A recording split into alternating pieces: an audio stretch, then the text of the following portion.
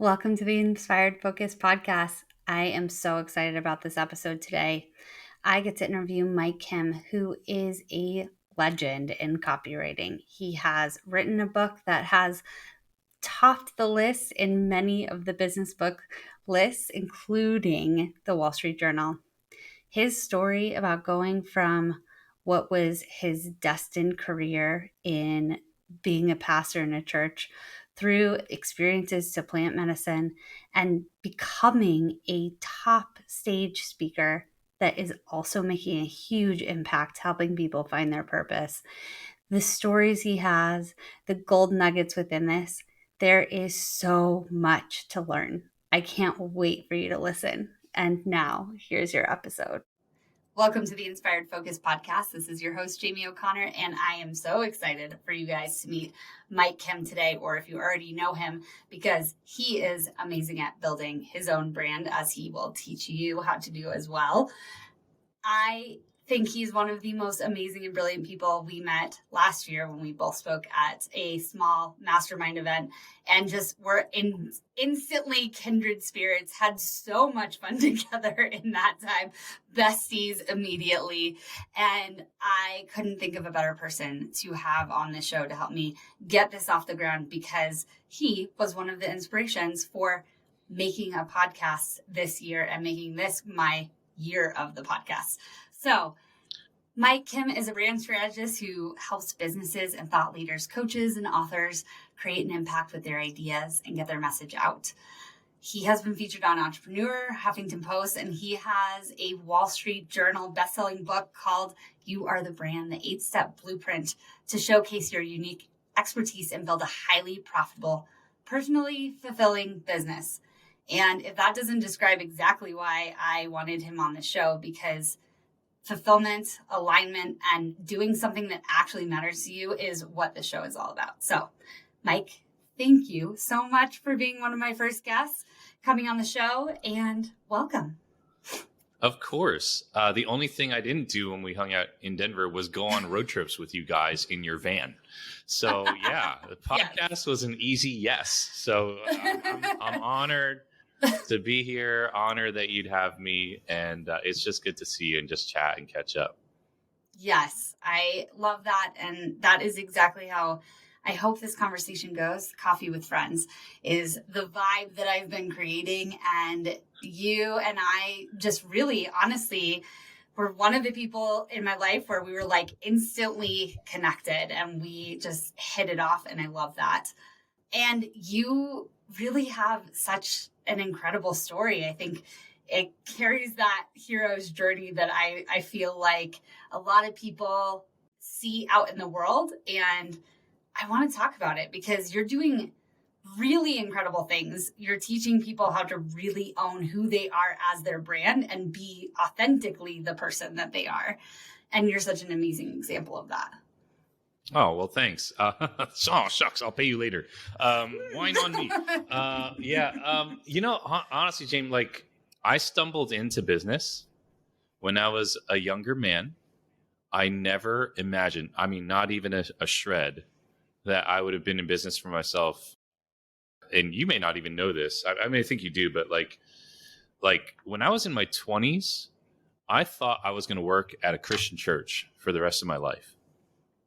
And my life was geared that way. I went to school for it. I was good at the music part of things, which is where I get a lot of the performance and the speaking nature of what I do today now, right? Like a lot of that carried over.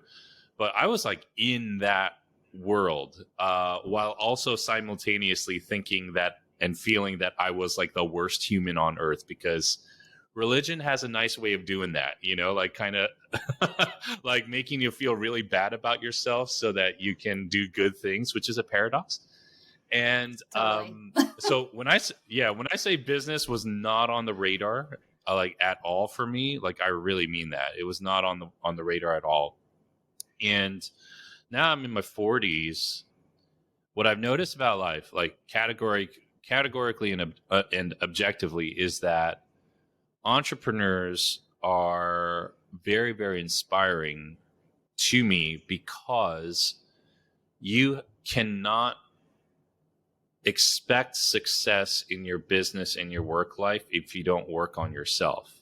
So by default, business owners have become the most inspiring people in my life, or some of the most inspiring people in my life, not because of what they build, but because of who they have to become in order to build those things.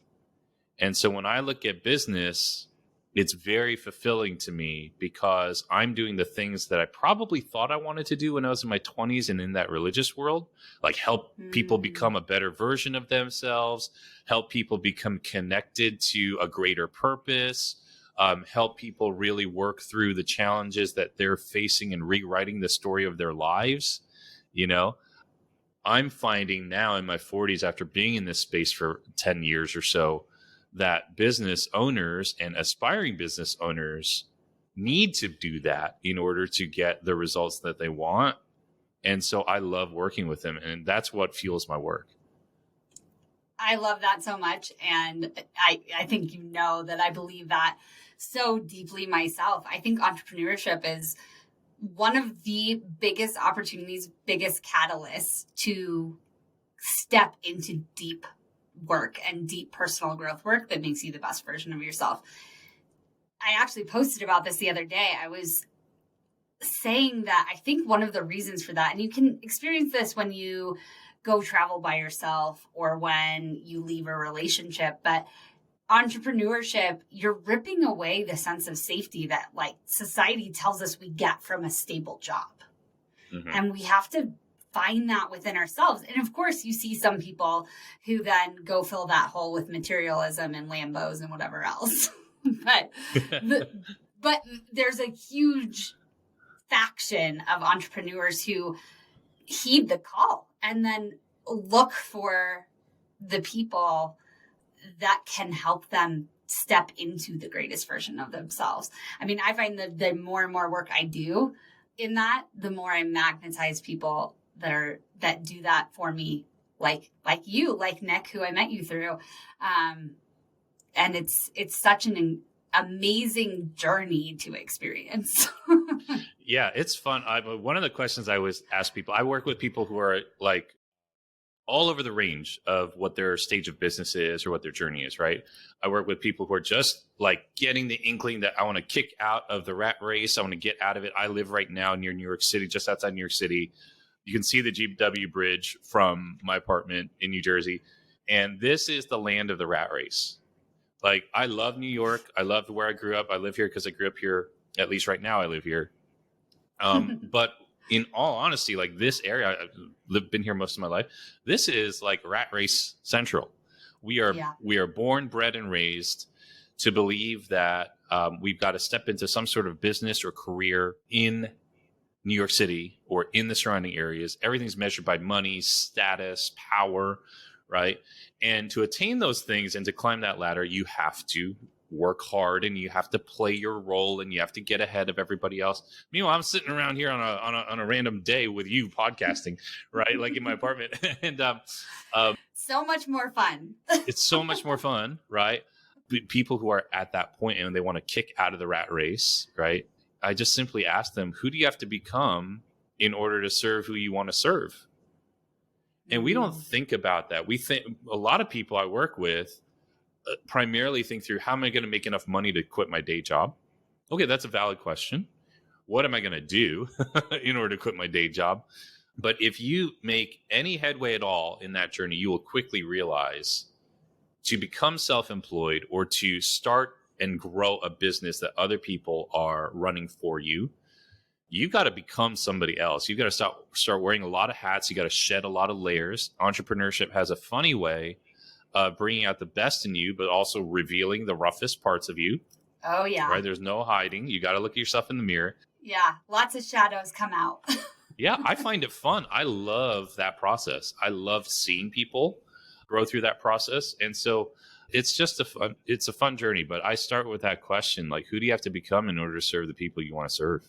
So when you think back to your journey, who did you have to become? Who were you? And who did you have to become to be where you are today? To be able to podcast in the middle of the afternoon and have a Wall Street Journal best-selling book and like serve people in such an incredible way? Yeah, it's funny. I went through this exercise, right? Because I was trying, like, it's pretty normal for people to define themselves by what they do in their life, right? Like Mm-hmm. by your Mm-hmm. job, your occupation. And even more so for me being a Korean American kid in New Jersey, all we were taught and raised with was you can only be three things in your life: a doctor, a lawyer, or a business person. And if you can't do any of those three things, you have to go be a pastor or a priest or something. At least that's like an honorable profession, right? Like it's so crazy. Yeah. I remember when I was going through a couple of these career changes, and I was very much defined by what I did at work. And I did this little exercise. I wrote down everything that I did at all my jobs. And I don't know where I got this. I think I was just frustrated. I was like journaling. And I'd write down stuff like, I teach high school kids SATs, like after school, right? I write music. I recruit volunteers for the music team at the church. I speak at the church, right?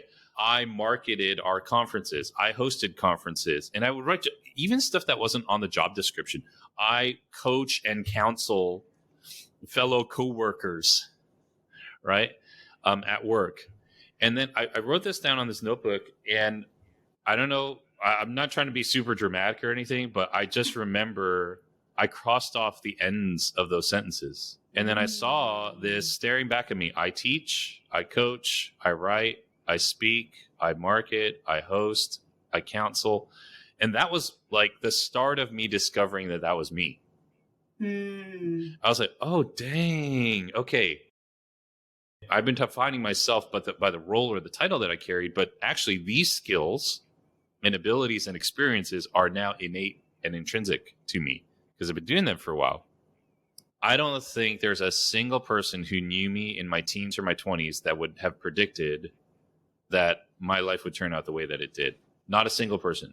I was supposed to work at church because I was really good at it. And I did the music and I did all the other things. And like I was this leading figure in my little youth group community and blah, blah, blah, right? What I've reframed this now as is to ask myself, what would the people in my life, past or present, universally say I would have been like no matter what I do for a living? Like, who would Mike have been? And I think some of them would say, well, he would have been generous, or he would have been really fun to hang out with, or he would have had a lot. He would, no matter where he was, he'd always have a lot of friends, and he'd make friends very easily. He'd want people to be happy and free, right? Like all these other things about who I was.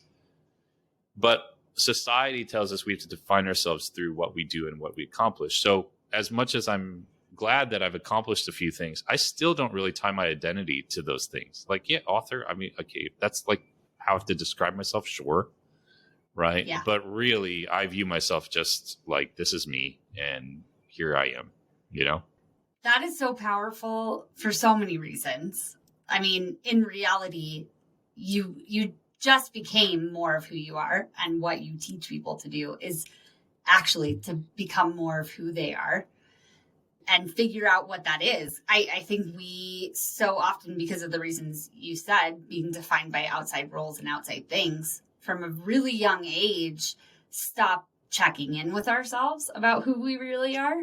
And also, we have this tendency to be really afraid because people will tell us like who we think we are or what we want and desire is wrong because it doesn't fit within like their parameters that we have. And so we like put it away and we put it in a box and we don't recognize all the parts that really make up who we are. And stripping away the outside roles and really coming to who you are. I know I had, and I think we actually talked about this last summer, like it took a lot for me to shed the identity around being a successful business owner. Being a successful woman business owner and what that meant about me and who that made me. And when I started doing the work to like strip that part of me away, I was like, oh shit, who am I? Like, oh no, I'm not sure if I know. Yeah. Well, I love what you said there because, you know, you mentioned like sometimes we look externally for people to tell us who we are, right? Or things that we do. And so here I am. I come out of this like super, you know, religious upbringing, right? But I see religion everywhere. It's on Instagram. It's called self-help. It's called the horoscope. It's called any frickin' personality test you can. Hey, what are you on the Myers-Briggs? What Enneagram are you? What are you in human design? What are you in, the DISC?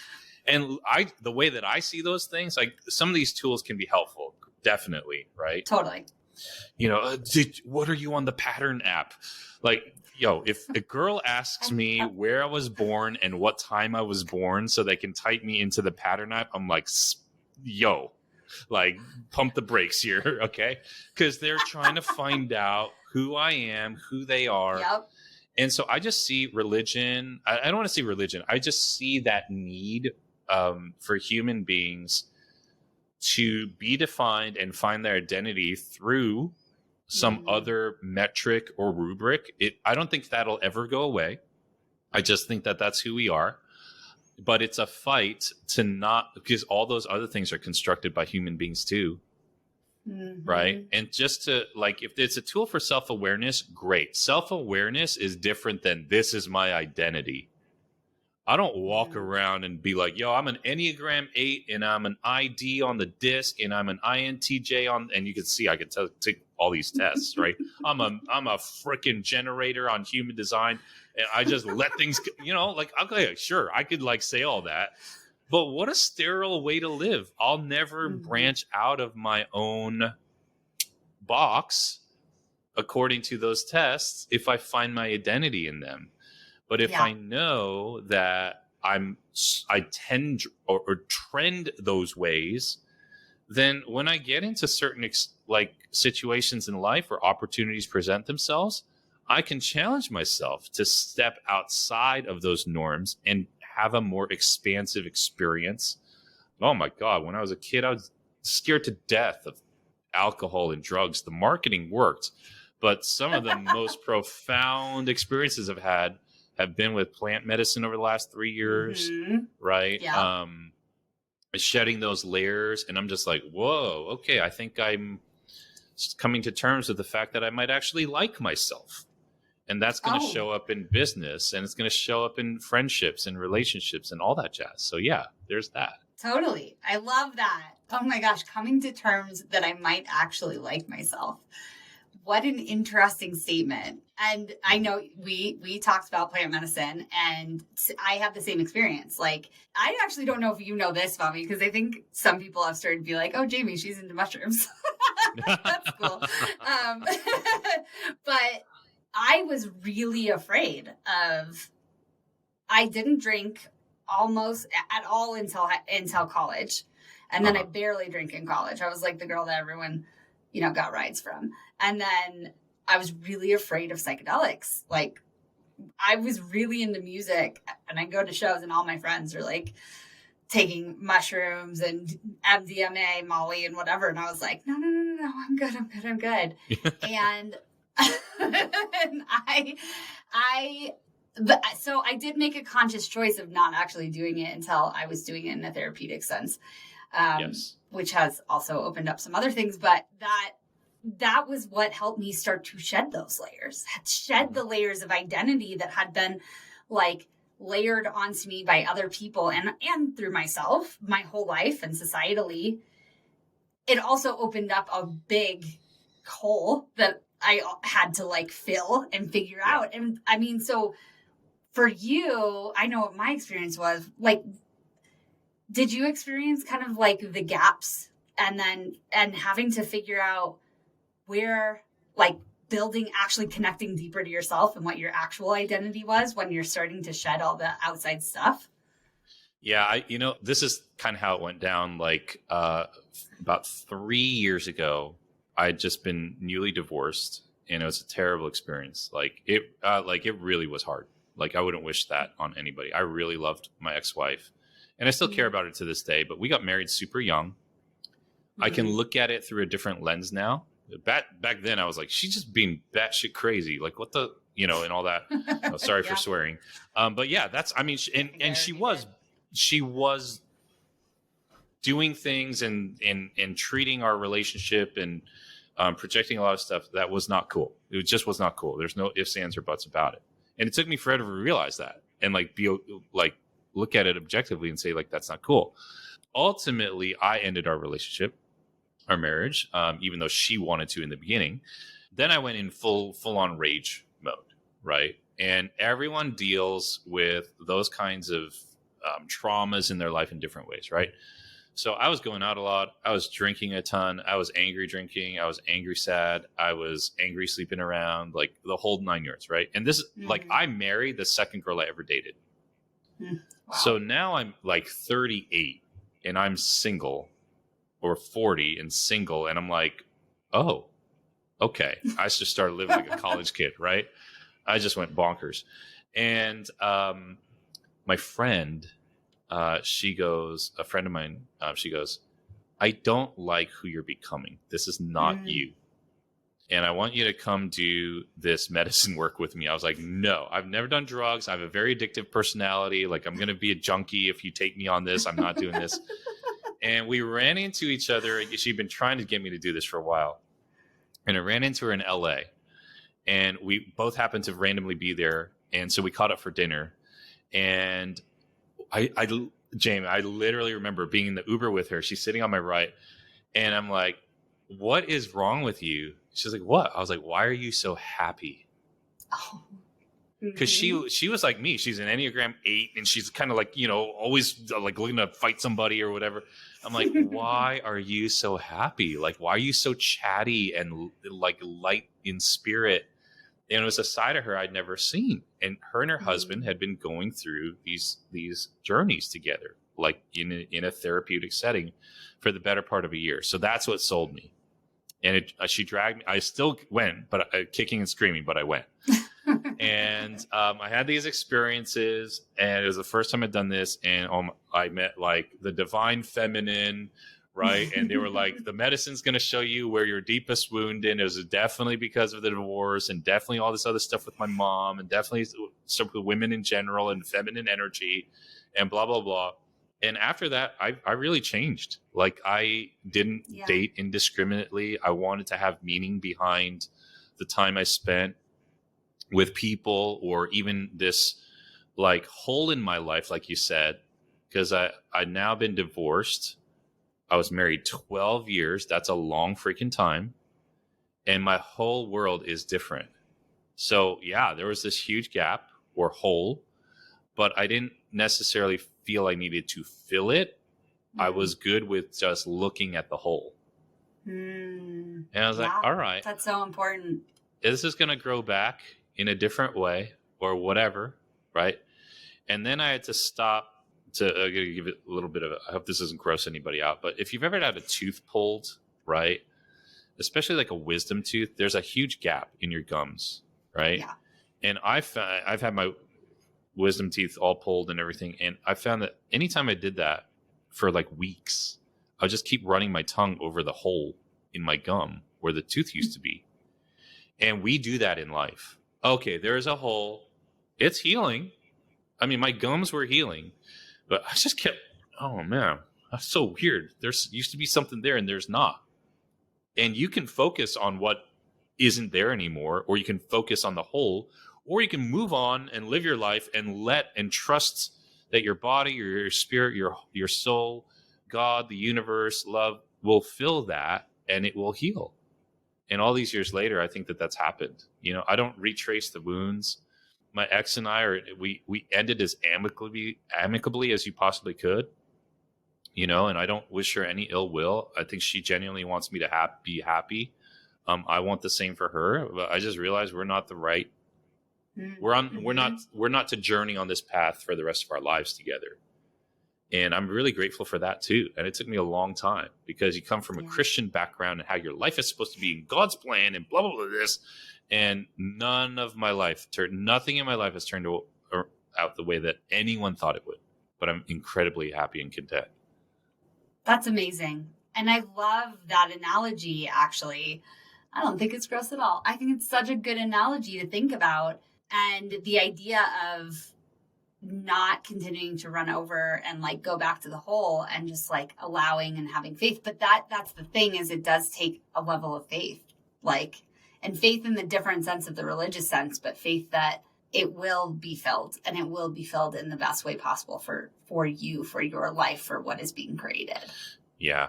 It's that faith and that trust, and you learn to trust yourself. Yeah. Oh my gosh. I mean, I came from a life where all I did was ask other people what I should do or ask God what I should do. And I dare say, even God was like, stop bothering me with all this crap. Like, I've given you a brain. You know what to do. Like, it's okay. You can put ketchup on your burger. You don't need to ask me about every little thing in your life.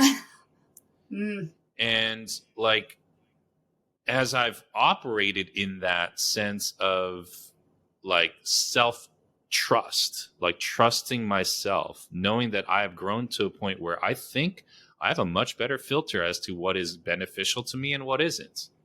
I can recognize I'm learning my own patterns.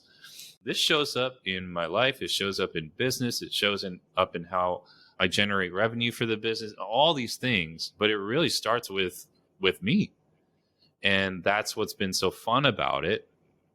And as I've met other people like yourself and others who are aligned in that way of growth and journeying, like I look at it like this. Look, there's no way on earth that I will never be provided for and have what I need and more. Like, even if someone ripped off my entire business, stole my email list, locked me out of all my social media accounts, right? I was completely banned or canceled or whatever. I have this other currency called relationships and friendships. And I could literally just text or call a whole bunch of friends. Hey, I need some work. Is there an opportunity you could help me out with?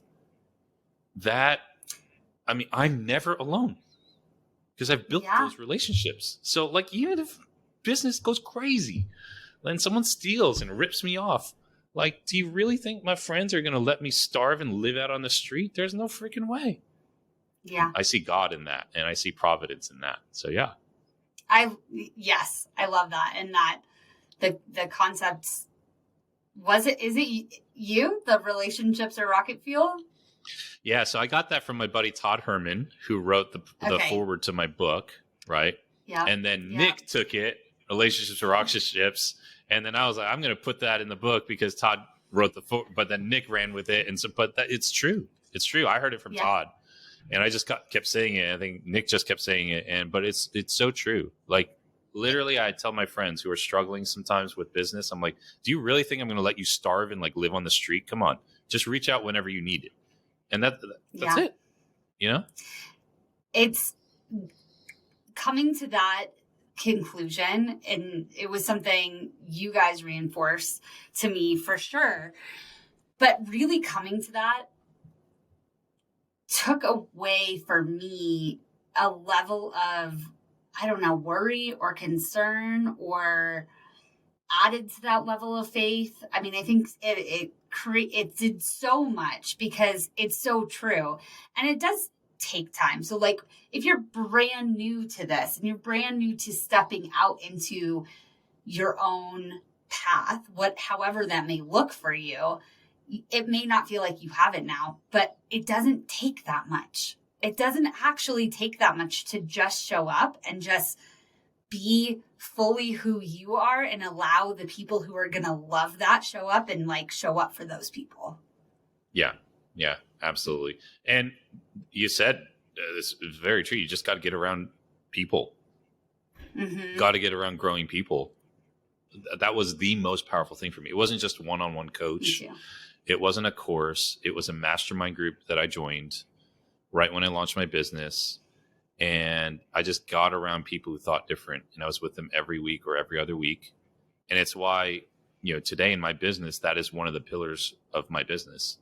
I want to provide and create like entrepreneurial communities, like small group communities, groups of 12 or 15 people where I'm with them and they're with each other regularly. We do more in that than what I could do with them individually.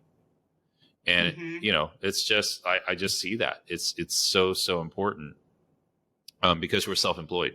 So it's like, we're on our own journeys, you need other people around you. So, yeah. It's so, so true. And I've talked about this before. I've kind of just operated from the relationship currency the whole time I've ever operated any businesses. Mhm. And it's been the thing. It's so ironic. I've run an ads agency for 5 years, which is becoming more of a marketing consultancy because, Facebook and Google are so much fun to work with. And ironically, I have never used any of the modalities we run for clients Right. because I have built off of relationships. And like when I started my agency, I decided I was going to fly to Fiji to go to a mastermind in person 4 months into having my business. And when I got there was about 60 of us agency owners. Everyone was kind of at the same level I was at, or maybe slightly higher. And I made this conscious choice that I was going to have amazing and deep conversations with anyone that showed up. And I was going to put myself in the places of people that I felt like I didn't deserve to be in the same places with them yet, on purpose. Yeah. Like I was going to make myself uncomfortable. Wherever the speakers were going after or during a break, you better believe I was there. And I was doing it not to like use those relationships. I was doing it because I saw the potential to learn deeply, but hopefully give back. And so a lot of those people are the people I'm interviewing on this podcast now. That was 4.5 years ago, and they have become some of my closest friends because I wasn't afraid to make myself uncomfortable, but also treat it like another human being. Yeah. I've been in, I love that you kind of just intentionally put yourself in situations that force you to step outside your comfort zone. I've been in a lot of rooms like that. I've been in rooms with really, really high powered, influential people. And I tell this to the people I coach all the time. This just happened last week. I was in Los Angeles at SoFi Stadium, club level, meeting with a guy in the personal development space. And he had influential person after influential person come through the office. I spent the whole day there with him. If you could be a fly on the wall, you would hear that 95% of the conversations that people had in that suite looking over the freaking field at SoFi Stadium were about personal growth, relationships, self-care, finding fulfillment, love. Nobody sat around like, hey, what's the biggest tactic to get the biggest media reach on Instagram these days? That didn't happen. That maybe would have been like 5 seconds. And then what was even more funny was that I'd have these deep conversations with people who just came through because we were just connecting on that level. And then when they had to leave, I'd be like, hey, would love to stay in touch. Yeah, dude, I'd love to stay in touch. We follow each other on Instagram. The guy's got like 1 million followers, like literally. And a blue check, and I had no idea who he was. And he was on the Joe Rogan podcast like 3 weeks earlier. And I'm like, okay, cool. Yeah. He's like, dude, you got a book too? I was like, yeah, I did. Came out last year. He's like, congrats. Come on my show. Come on my podcast. I'll help you get word out about it. It's just people connecting. It's humans. Yeah. Humans connecting with other humans. That's, and recognizing that, like recognizing our own humanness, each other's humanness. Like, stop pedestaling everyone else and stop trying to reach to a pedestal. Once we like embrace our own humanness, something really magical happens. Yeah. And those are the kind of conversations that these people have versus the folks who are in the rat race that I see every day. And I know people who are still in it, and their conversations are at such a different frequency. And I'm not judging them. I've been there. I get it. Yeah. But, that is, to make that leap is a conscious choice. You never stumble into that level of transcendence and growth by accident. You can win the lottery by accident, but you'll always go back to like what your default is. Those leaps do not take place by accident. You either intentionally decide you're going to commit to that path in your life, or you don't. And there's a whole swath of humanity that chooses not to, no matter how much they are exposed to higher thinking or deeper things or thinking about, they just can't get past, here's my paycheck, or here's what I deserve from my company. Here's what life should be, the next thing I want is a big screen TV or a car or whatever it is. They just can't break out of that. Yeah. And that leap is a conscious choice. Yeah.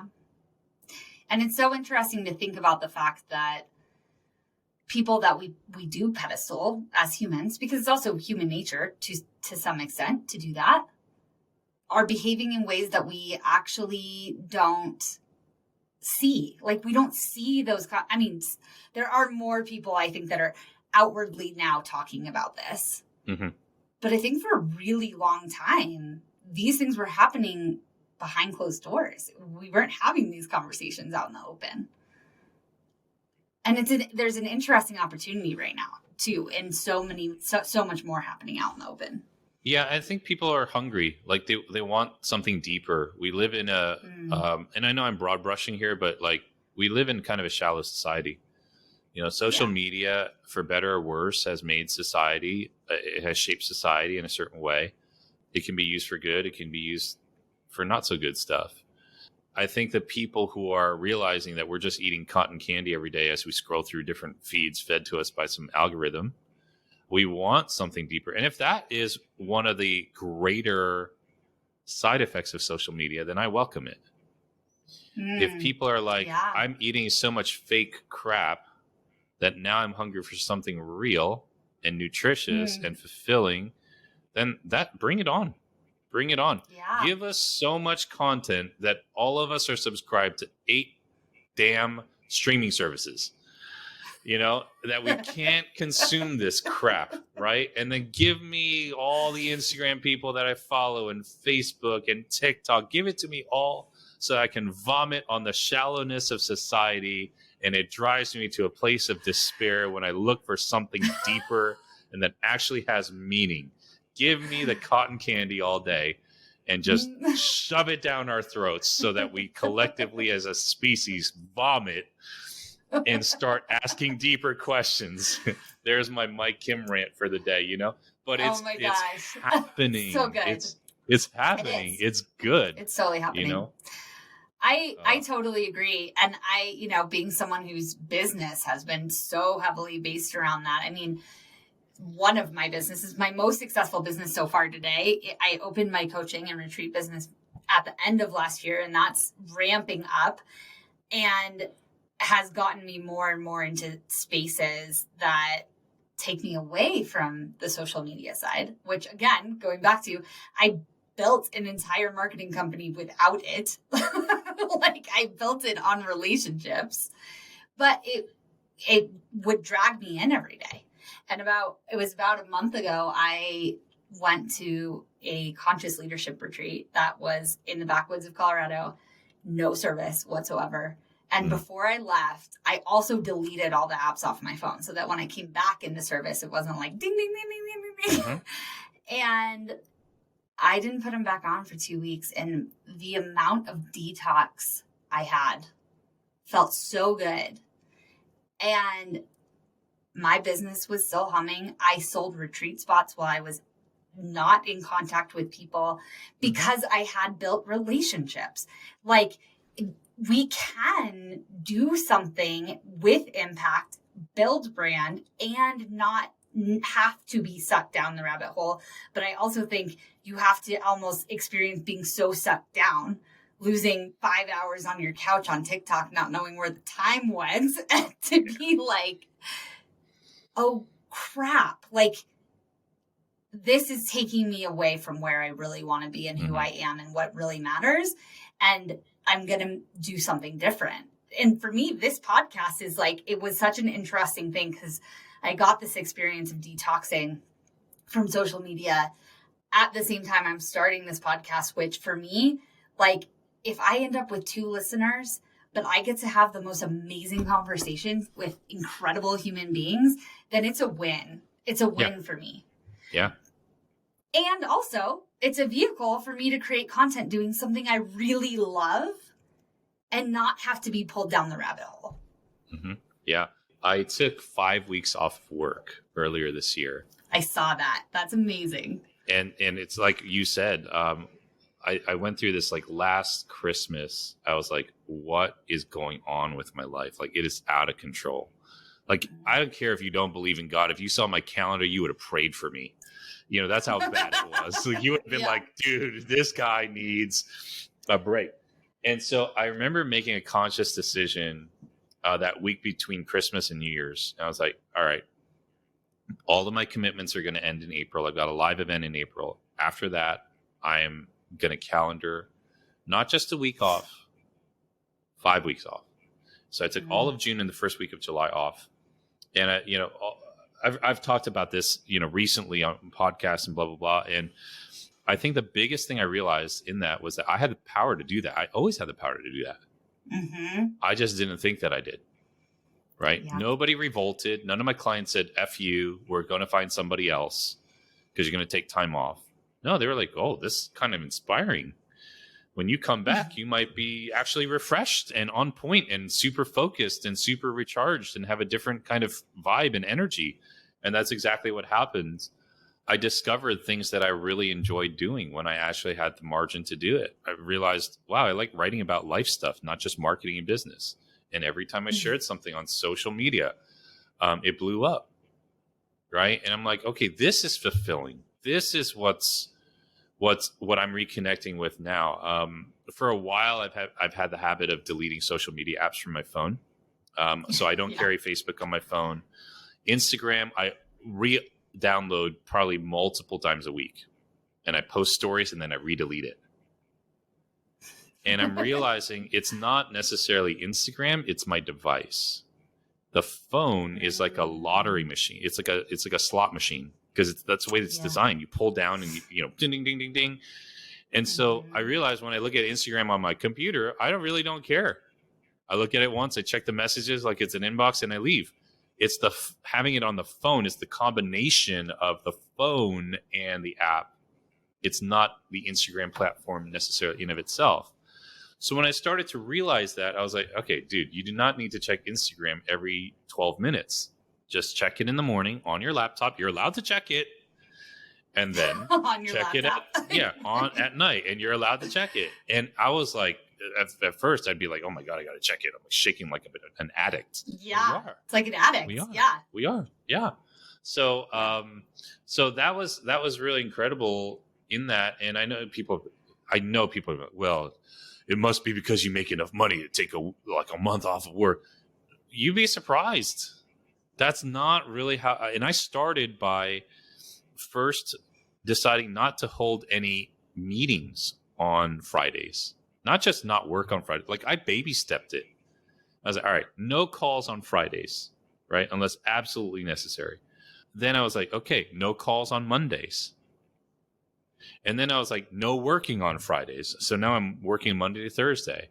And all my calls and interviews are Tuesday, Wednesday, Thursday. And then I'm like, what if I just do those calls and meetings every other week? So now my schedule is like this. If you look at my calendar, every other week, I have nothing on the calendar. That's no amazing. Calls, no meetings, no coaching calls, nothing. I just write. I will catch up on emails or I'll just travel. So I have now shaved my work days. I don't view it as like how many hours I put in the week. Right. I view it as how many blank days do I have. And so if I'm taking all of June off, I'm also taking all of December off. That's 60 some odd days right there out of 365. And now I'm only working 300. Then you remove all the Fridays. That's 52 days, right? And if you count the 2 months, it's like 42 or whatever. So now I've got an additional 40 some odd days off a year, right? Now I've got the weekends too, Saturday and Sunday. And when I did the math, I'm only going to work like 147 days this year out of 365. But the way I show up on those days is so much more powerful. I have so much more energy. I'm also incredibly discerning about what gets on my calendar during those work days. And it's changed the way that I move through life and work.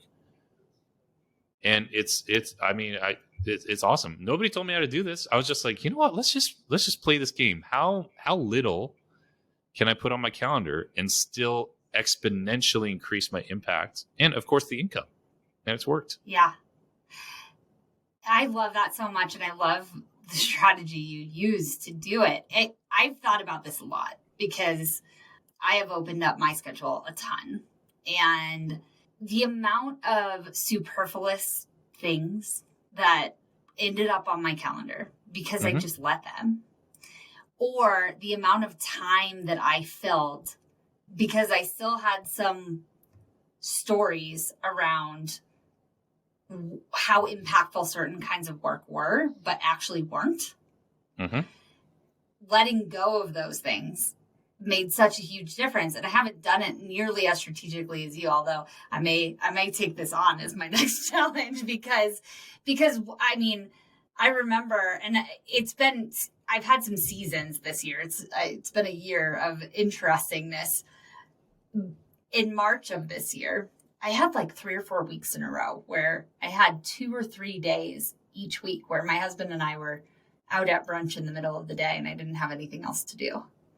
And my son's at daycare and my team has everything taken care of. And I had this realization someday in March where I was like, oh my God, this is the first time I'm actually enjoying this and not thinking Yeah. about what else I should be doing. And it Yeah. was a huge radical shift that started to be able to do that. Now, I ended up in April having 2 of my 6 employees in my agency go on maternity leave. So it changed some things during that time. Mm-hmm. But, they all came back.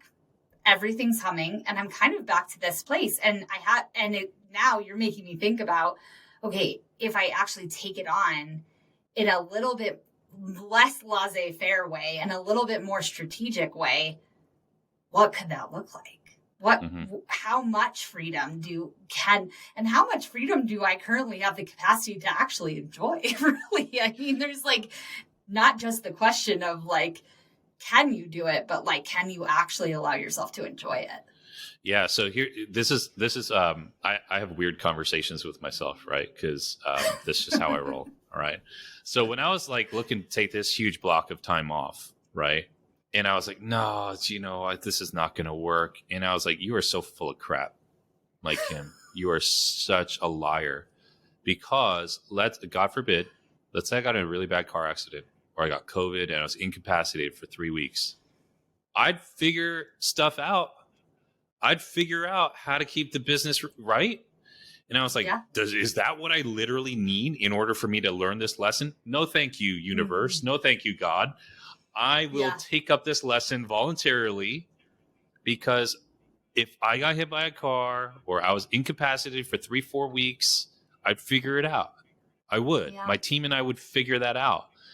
And I'm realizing, going back to this football analogy, it's like someone throws you a pass. You can't catch the ball if you've got 2 footballs in your hands. You got to let it go and stay open to receive what you say you want. And so I started to think this in a deeper way. Like one of the things, like I'll go out on a limb here. Like I'll freely admit, I'd love to actually meet somebody, like in an intimate partnership relationship, like a intimate partner relation, not just business stuff, right? I would like that. Yes. That would be kind of nice. It's been 4.5 years since I've been in a relationship, right? I haven't been in a serious relationship since the divorce. And at my age, in my 40s, right, I'm looking at what my life looks like, and I can say all these things. I could say, well, I'd love to spend more time with my mom and my sister and my nephews and my friends' kids, and I don't have kids. So my friends' kids and my nephews are sort of like my pseudo kids, and I could say I want to spend more time with all those people and find room in my life for that. But if I don't make it, I literally don't think it's going to show up because I know too much now. I know that that's what I need to do. So when I looked at my calendar like this, first of all, I said, you're such a liar. You would figure out how to make this work if you got hit by a car, right? But secondly, I'm like, well, am I saying yes to things? Like, what if I had a kid? And I'm not sure that I want kids, okay? I'm going to go baby step this one at a time. I'd like to find somebody to have kids with first before I just say I want kids, right? But let's say that happens, and I had a kid. He or she would not understand. Like to them, if I'm going out for a networking dinner on a random Monday night, even though I say I'm not working on Monday or Friday, he or she would think Dad's going to work. Yeah. They would not care that it's for, a greater purpose, or it's catching up with a friend, he or she, my kid, would think dad's going to work. And that's how I started to block it off. I'm like, am I living the kind of schedule that would be conducive to meeting somebody and or having a family? And if I'm not, my words are not allowing, like that, my desires are not aligning with my actions. There's a misalignment there. So now I almost feel like I have too much time because I've configured my life this way, and there is nobody that I've met that I feel like, wow, I'd really like to pursue this. But I have a ton of time. I'm reading. I started doing Muay Thai kickboxing. I got a puppy, right? Like all these other good. I see, like my friend's kid came over yesterday to play with my dog. Like he loves my dog. She loves him. And it's like, cool. And I'm living this life that I did not realize I was saying I wanted, but was not moving towards. But gradually over the last year, I moved towards it. And this is my life now, And That's it gives so me the amazing. margin. Yeah, it gives me the margin to say yes. And when I say yes, it's because I really want to, right? To anything, So, yeah. Yeah. And there's a really big difference between saying yes because you're finding some form of justification for it, like it's supporting a higher purpose in your business or something else, and it actually aligning with what you really want. Yeah. Yeah. Yeah. So there's the challenge. Yeah. Oh my gosh. So good. I feel like we could talk about stuff all day long, Mike. It's just so good to catch up with you. And we have so much alignment in how we think, and I really appreciate that. So usually before we end the show, I like to do a couple rapid fire questions. Oh, boy. So here we go. I have no idea what's coming. Okay, cool. Yeah, I know. You first guinea pigs who agreed to be on my show before it's live. Like, it's the best part. The first two are pretty easy, I think. And then the last one you might need some time to think about. So, what book has made the greatest impact on your journey so far to where you are today? Wow. There's so many. I would say the book that maybe not a lot of people know, but I absolutely recommend, it's in like my top recommended, is a book called Necessary Endings by Henry Cloud. He's a counselor, a therapist, and he speaks a lot with business audiences and faith-forward audiences. It's not a religious book or anything, but the premise of the book is that, like a tomato plant, we produce so much activity and fruit in our lives that we can't sustain it. Like, the idea of a tomato plant is pretty absurd. It can't stand up. It literally needs a human to wrap the vine around a wire to keep it upright. But that's how our lives are. We glorify beginnings, but we don't celebrate or glorify endings. So in the last 3 years, there have been a lot of endings in my life. A lot, right? Divorce, relationship, blah, blah, blah. Business, certain things I was doing in business, you name it. And that book has helped me understand that it's not just the bad stuff you get rid of. You get rid of the good stuff because there's a finite amount of nutrients a tomato plant can receive. It should go to the best buds, and that's what bears the sweetest fruit. Old book, but Necessary Endings by Henry Cloud. There's a ton of great other points in that book, but that's what I would say. Necessary Endings. Amazing. And very right in line with what we just talked about. Yeah. So I love that. Okay, so who has had the biggest impact on your life, living or dead? Okay, this is going to sound a little weird, right? I think it's the biggest person who has the biggest impact on my life is probably myself. And the reason I say that is when I was writing my book during the quarantine lockdowns, it was hard to write because I was writing about a very chaotic season of my life. I started my business 6 months before my marriage went sideways. So those two paths were very intertwined. And that was the season of my life that I was writing about in the book. So I go back, Jamie, I've been journaling for a long time in my life. And I went back and found these journals from 2003, before I was even married, before I even met, this person. I read through all of those journals to try to reconnect with who I was at that time and what I was feeling and the ups and downs. And I was like, these journals are a gift from the past. Wow. And I started to rewrite how I looked at myself. It would have been easy for me to say, oh, look at you, so stupid, so pathetic, so young, so immature. But then I reframed it. I was like, no, you had an honest heart. Like, you were sincere. You wanted to be this person that you thought everyone else thought you should be. Like, you were talented. You were good. And I rewrote that.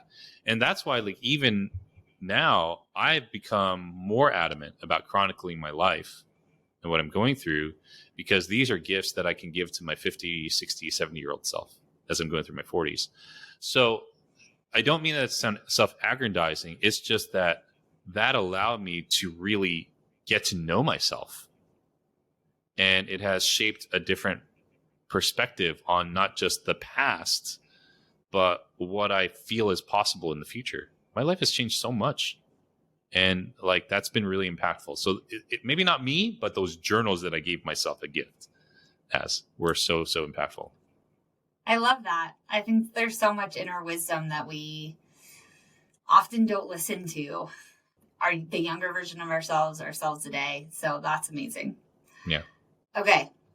So if you're about to die and you have 2 sentences that you can say that everyone in the world is going to be able to hear, what would you say? Oh man, 2 sentences. Up to. Now, if you have 3 words, that's fine too. Yeah. I say this a lot. Life is short, but it's the longest thing you ever do. Eat great food, spend time with your loved ones, and never pass up a great adventure. And especially that last part. Yeah. Like, yeah. I have an open mind enough to try almost anything once. I'm surprised I'm not dead. But my life is a series of expansive experiences. I'm not just like, people are like, dude, he's just talking about drugs. That's not what I'm talking about. I'm not talking about that. I'm talking like just things that like widen my soul. Mm-hmm. And I don't think we do that enough. And anytime you look at what people say on their deathbed, or they look back on their life and they're like, this is what I regret. They say things like trite things like, I wish I didn't go to work all those years. But what they're really saying is, I did not have enough expansive, soul widening experiences that made me feel connected to something greater. That's what I hear. Yeah. Totally. I mean, as I said before, you and I sometimes, I think, are one of the same mind in that. And I love that philosophy I live by too, and one I hope to deeply impart on my son. So thank you so much. I'm so glad that so many people got to hear all of this incredible insight and wisdom that you're bringing to the table, because I think it's amazing. And I am just honored that you were here with me today. If people want to connect with you, work with you, what's the best way to do that? Yeah. My Instagram is @MikeKim. And my website is MikeKim.com. Those are the 2 best ways to reach me. On my website, you'll see all the other stuff, all that jazz. But if you just want to email me directly, because you're like, hey, I heard you and Jamie like talking, my direct email is just Mike@MikeKim.com. That goes to me. So, reach out any one of those 3 ways. It's all Mike Kim, and there you go. Awesome. We'll make sure that those links are in the show notes. I know that if you're listening to this in the last couple months of this year, that Mike probably has one of his coaching programs open up. So definitely check out his website so you can check that out if what he has said today has deeply resonated with you and you'd like to be in his world. Thank you again, Mike. I am so appreciative of you being here, and I can't wait to have you back. Yeah, thank you for having me. This was so fun. I am Jamie O'Connor, and you are listening to the Inspired Focus podcast. If you haven't already, head over to Instagram and give us a follow @Inspired Focus Podcast. You can also subscribe to your favorite platform by checking us out at inspiredfocuspodcast.com. If you're interested in learning more about how you can work with me or getting information about the next retreat, which is Flourish Baja, you can get that information at inspiredfocus.co. We will be living it up in Mexico from May 21st to May 26th, and I would love for you to join me. Check that out at inspiredfocus.co. See you soon.